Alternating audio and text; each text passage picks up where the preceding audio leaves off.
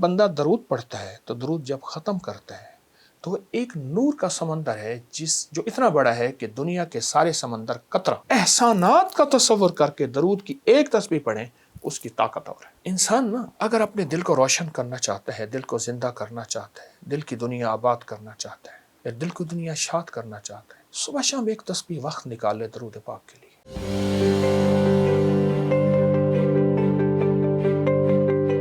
درود ابراہیمی کے اندر نور ہے، سرور ہے، سکون ہے، راحت ہے، روحانیت ہے، نورانیت ہے، عطا ہے، شفقت ہے، مہربانی ہے، القاء ہے، کیف ہے، کیفیات ہے، قبر کا نور ہے، حشر کا نور ہے۔ عجیب بات بتاؤ، ہمیں قبر میں جب بندہ جائے گا تو سارے چھوڑ جائیں گے، بھائی نہ تو کام آئے گا نہ کوئی فرزند، عرصہ نہیں کھل جائے گا جب آنکھ ہوئی بند، وہ کام کرو جس سے خدا ہوئے رضامند، ہوشیار کے ہونا ہے تمہیں خاک کا پیوند۔ اللہ یوم یفر المرء من اخیہ و امہ و ابی و صاحبتہ و بنی، کوئی کام نہیں آئے گا۔ قبر میں رکھ کے اس کو سارے چھوڑ کے چلے جائیں گے، ایک حسین جوان اس کے سرہانے آ کے بیٹھے گا اور نکیرین کے سوال و جواب، اور ہر لمحے میں اس کا ساتھ، اندھیروں میں روشنی، بھوک میں کھانے، قبر کے بچھونے، سب کا انتظام۔ کہ تو کون ہے؟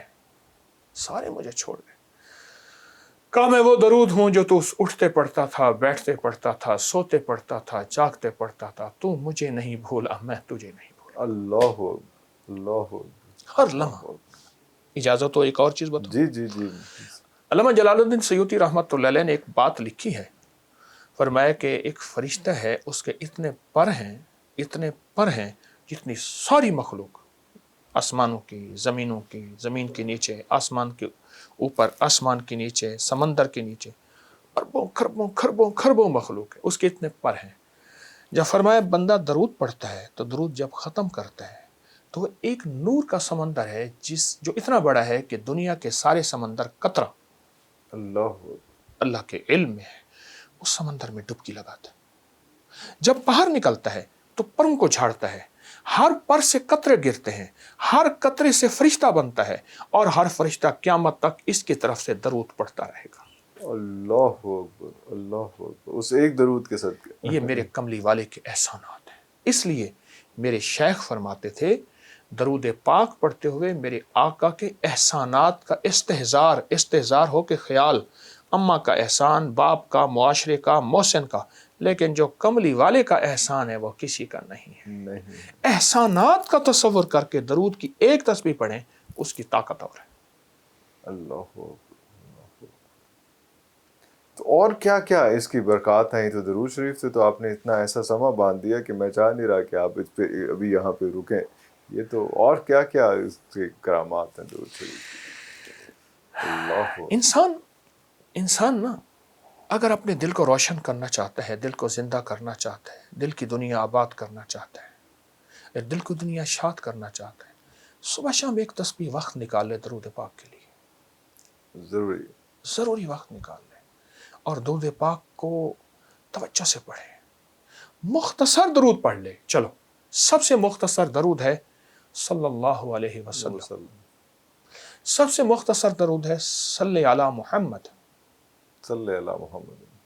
یہ بھی مختصر درود ہے، کوئی درود پاک مختصر کر لے۔ میں ایک عمل بتاتا ہوں آپ کو، وہ ہے کہ بعض اوقات انسان کی کچھ خطائیں ایسی ہوتی ہیں جن کی وجہ سے اس کی عبادتیں اس کے منہ پہ مار دی جاتی ہیں۔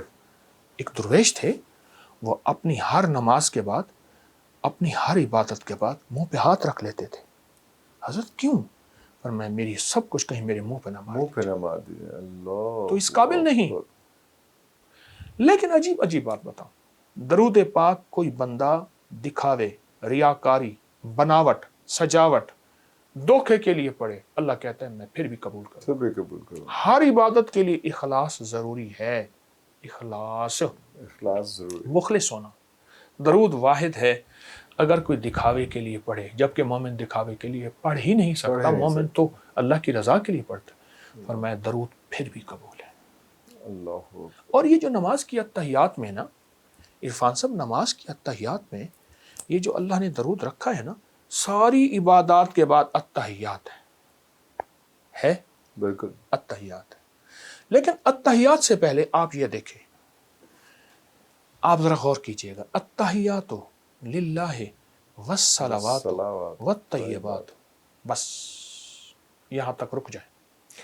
जब मेरे आका मिराज पे तशरीफ ले गए तो अल्लाह पाक ने फरमाया मेरे हबीब क्या लाए?